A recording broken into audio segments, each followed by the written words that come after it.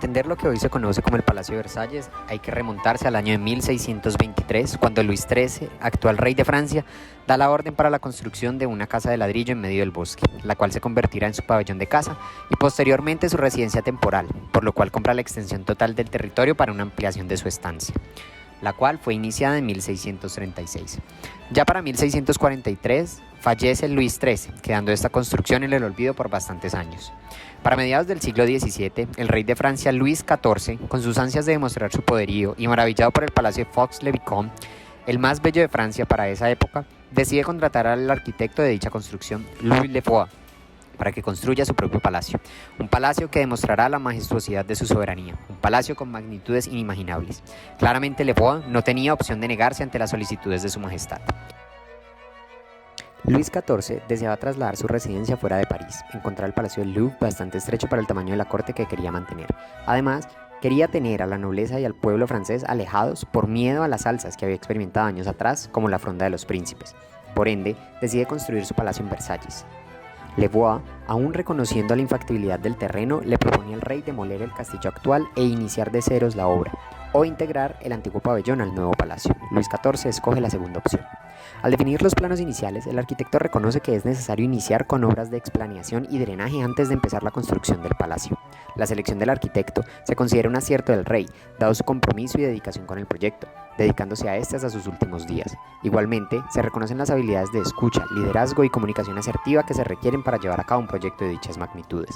Por último, entendiendo el pensamiento de la época, la gestión de interesados que se realizó para este proyecto resulta ser bastante egoísta. Solo se contemplaron las condiciones del rey, dejando a un lado a los otros miembros que iban a habitar Versalles. De igual forma, los supuestos que se tuvieron en cuenta al inicio terminaron siendo insuficientes, por lo que se tuvieron que realizar un sinnúmero de modificaciones sobre la marcha. Para el proyecto de ese entonces, el arquitecto había presupuestado un equivalente a lo que hoy serían 37.000 millones de euros, pero dadas las condiciones solicitadas por el rey durante toda la construcción, ese presupuesto fue rebasado casi en un 200% al final del proyecto.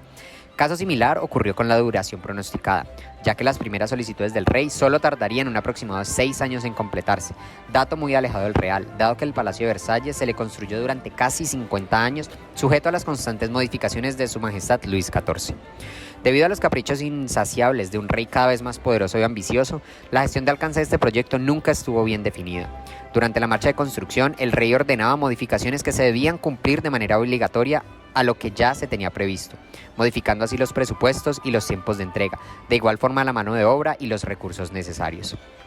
Para entrar en detalle, como se menciona anteriormente, el territorio donde se ubica hoy en día el Palacio de Versalles era el lugar menos apropiado para construir un castillo de dichas magnitudes. Mucho menos era propicio para que, de manera natural o sencilla, fueran alimentadas la gran cantidad de fuentes que terminó teniendo este palacio. Por lo tanto, como se expresa más adelante, los arquitectos tuvieron que diseñar sobre la marcha distintos métodos de suministro hídrico, lo cual retrasaría los trabajos. Debe anotarse que el rey, al ver el éxito de los diseños propuestos por los arquitectos para las redes hídricas, aumentaba la demanda de fuentes, incrementando el caudal demandado para su funcionamiento. Como consecuencia de esto, se necesitan nuevas modificaciones a las redes existentes. Por otra parte, los diseños emitidos por el arquitecto principal para el palacio, siguiendo las magnitudes solicitadas por su majestad el rey, significaba un desplazamiento exagerado para llegar a las diferentes instancias del complejo, representando un cansancio excesivo en los cortesanos y sirvientes que habitaban Versalles. De manera adicional, las condiciones de salubridad en la construcción eran mínimas. Las habitaciones de servicio carecían de ventilación y luminosidad, había presencia de humedad excesiva y plagas portadoras de enfermedades. Además, la cantidad de baños con que contaba la construcción era insuficiente para las casi 20.000 personas que habitaban el palacio. No se puede negar la simetría, excentricidad y hermosura de la arquitectura con que cuenta el Palacio de Versalles. Sin embargo, dicha construcción, al ser influenciada por el estilo del Renacimiento italiano, se enfocaba en el clima de aquel país, bastante distinto al francés. Por ende, dadas las lluvias y la humedad con que contaba el territorio, la construcción presentaba una cantidad de filtraciones en la segunda planta, más precisamente en la terraza principal, que generaban estragos en la planta inferior. Por lo tanto, para remediar dicha falla, el arquitecto de ese entonces, Jules Ramon Mansart, para finales de 1684 había terminado una de las galerías más representativas del palacio, la Galería de los Espejos, la cual fue construida a una velocidad impresionante enfrente de la fachada original, dando reconocimiento a la habilidad de reacción del arquitecto. Por último, aunque Versalles representó la creación de un sinnúmero de inventos y creaciones asombrosas para su época, la forma en que se trabajaba era apenas un poco mejor que en la Edad Media. Por ende, la tasa de mortalidad de obreros que se tuvo durante los más de 50 años de construcción del palacio fue bastante significativa. En primer lugar, por las alturas manejadas, los pesos de los elementos con que se trabajaba y por otra parte, las condiciones de alimentación y las extensas jornadas laborales representaban un alto deterioro entre los obreros. Aunque los arquitectos encargados a lo largo del proyecto conocían la infactibilidad del terreno para la construcción del palacio, los diseños iniciales no fueron suficientes para lograr los objetivos cambiantes de un rey imponente y autoritario. Como primera instancia, el terreno boscoso donde se encontraba inicialmente el pabellón de caza tuvo que ser drenado y explanado, así como las colinas aledañas tuvieron que ser niveladas para lograr tener el terreno necesario para soportar las magnitudes de la construcción.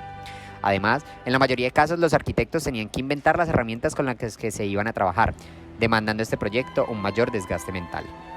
Por otro lado, el orden de los jardines evidencia un trabajo colaborativo eficiente. Esto, producto de un direccionamiento asertivo dentro de los diversos equipos de trabajo. Incluso, la sinergia entre las diferentes disciplinas que se vieron involucradas en esta obra arquitectónica se manejó de la mejor manera posible. Los marmolistas, los escultores, pintores, arquitectos, obreros y demás debían estar en total sintonía para poder entregar las obras requeridas con la urgencia solicitada. No obstante, no todos los equipos trabajaban a la perfección. Como muestra el anterior, en varios salones del palacio se evidenció una confusión entre los mármoles asignados para cada una de las estancias, lo cual ocasionó una modificación en las estatuas a asignar para disimular las equivocaciones y encontrarle una justificación, inicialmente inexistente, al cambio de mármoles. Aunque se evidencian las fallas de comunicación entre las cuadrillas de marmolistas, se rescata la creatividad de los arquitectos y escultores para solucionar problemas de manera audaz. Otro de los aspectos más importantes dentro de la construcción del palacio eran las fuentes en los jardines, las cuales indujeron al diseño de bombas hidráulicas, canales de drenaje, incluso acueductos monumentales que nunca se finalizaron con el fin de lograr el suministro hídrico óptimo para la demanda creciente de juegos de agua. Cada vez que se lograba la consecución del caudal necesario para las fuentes existentes, Su Majestad el Rey Luis XIV decidía que quería un nuevo complejo de fuentes, significando esto el rediseño de las redes hidráulicas existentes, modificando por completo los palanes previos. Algo destacable durante la construcción de los jardines y la necesidad de abastecerse de agua son los retos que se impusieron tanto los ingenieros como los carpinteros para la construcción de los diferentes sistemas que se inventaron durante la construcción de Versalles. El mayor de estos fue la bomba diseñada por Marly, elevando el agua a más de 156 metros y después transportándola por un acueducto hasta los estanques de Versalles. Esto significó para De Ville su ascenso al título de noble, concedido por el rey. Como se viene mencionando, la urgencia e impaciencia de Luis XIV por tener un palacio envidiable hizo que no se definieran correctamente los entregables del proyecto ni el alcance del mismo. Los planos no eran nuevamente diseñados sino modificados sobre la marcha. Del mismo modo, se presentó una gran variabilidad en distintos aspectos del proyecto que no se tuvieron en cuenta desde el principio. Había un equipo de diversos expertos que consistía en gran variedad de arquitectos, artistas, escultores, contratistas, obreros, entre otros, teniendo a Louis Lefroy como arquitecto principal, lo cual destaca su característica de una creación de equipos colaborativos. Sin embargo, en 1670 Lefroy fallece y se le delega su cargo a François Daubar para que continúe con las obras que deseaba el monarca. Nunca hubo realmente una definición clara del entregable. Es por esto que se evidencian tantas malas prácticas en el transcurso del proyecto, en especial en la planeación de este, dado que al no haber un objetivo completo y definido, las medidas iniciales resultaron inútiles para lo que resultó ser el proyecto como tal. En este orden de ideas, las principales modificaciones de este proyecto se presentaron en las fuentes de los jardines, dado que representaban el mayor eje de indecisión para el rey y el auge de este tipo de lujos en los palacetes lo hacía desear cada día más de estas. Lo que iba a ser en primera instancia un conjunto de juegos de agua terminó siendo un complejo de estanques y fuentes desmesurado, todo diseñado por André Lenot, el cual remitía las necesidades de nuevos suministros de agua para poder satisfacer las demandas del rey. Por esto, se llevaron a cabo el diseño de canales de drenaje, después de bombas cada vez más grandes como la de Marly mencionada anteriormente. Incluso se diseñaron acueductos que terminaron inconclusos por las desmesuradas magnitudes. De igual forma, algunas áreas de los palacios tuvieron que ser modificadas o rediseñadas. El cambio más representativo que se conoce dentro de la construcción de Versalles es la instalación de la Galería de los Espejos como respuesta a las filtraciones que tenía la terraza anterior. El cambio de directores y encargados por los diversos motivos que se presentaron durante los casi 50 años de construcción del palacio generaron un sinnúmero de modificaciones en los planos originales, los traslados de los aposentos del rey y de la reina, la construcción de la Galería de los Espejos, las modificaciones de las redes hídricas, las constantes ampliaciones de los edificios de los cortesanos, así como los jardines, representaron la continua modificación de los planos de trabajo que ya se tenían. Muchas veces los cambios se realizaban de manera impositiva y no porque fuera realmente necesario. Además, las modificaciones, aunque seguían una línea conductora, eran distintas para cada uno de los directores que tuvo este proyecto. Cada uno proponía cosas nuevas al rey, así hubieran planos estipulados.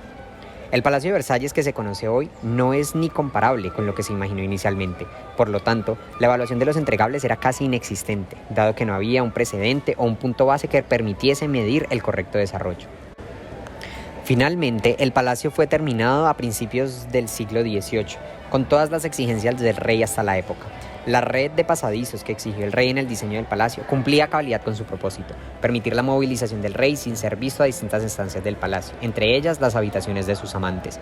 Del mismo modo, la red hidráulica y juegos de agua que tanto anhelaba el monarca fue construida con rotundo éxito, tanto así que permanece en funcionamiento aún hasta nuestros días con los diseños de la época.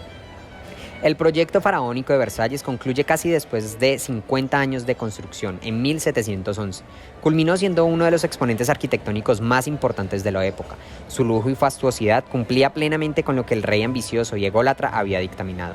Versalles terminó siendo una construcción maravillosa de más de 7.000 metros cuadrados, reposando en una extensión de más de 800 hectáreas de tierra.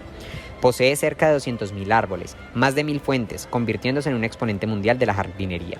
Es uno de los paisajes artificiales más espectaculares creado por el hombre. El costo oficial de todas las construcciones realizadas en el palacio se desconoce con certeza. Sin embargo, se tiene un aproximado de lo que hoy serían 260.000 millones de euros. Después de 50 años de constantes construcciones y modificaciones, el Palacio de Versalles es uno de los símbolos de la monarquía absolutista del siglo XVII. Además, desde 1979, el conjunto del Palacio y Parques de Versalles fue declarado Patrimonio de la Humanidad por la UNESCO. Asimismo, este palacio es una de las mayores atracciones en Europa. Atrae por su encanto y simetría a más de 3 millones de amantes de la cultura, el arte y la historia al año, siendo el 70% de sus visitantes extranjeros.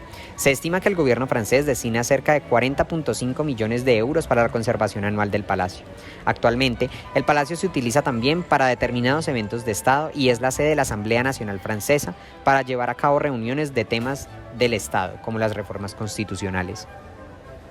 Con la realización de este proyecto se entendió que la buena gestión de riesgos y la contemplación de todos los factores que incluyen dentro de este evita en mayor medida la realización de modificaciones a lo largo del desarrollo.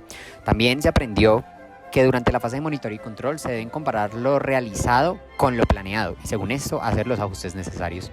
Se entendió también el orden en el que se llevan a cabo los grupos de procesos, así como las actividades propias de cada uno. Se reconoció que las habilidades de comunicación y reacción de un líder son cruciales para el cumplimiento de los entregables. Evidenciamos que los proyectos rara vez son completados idénticamente a como fueron planeados. Siempre se está expuesto a la realización de modificaciones. Para esto es necesario contar con un director capacitado para hacer las modificaciones pertinentes sin alterar drásticamente lo planeado previamente.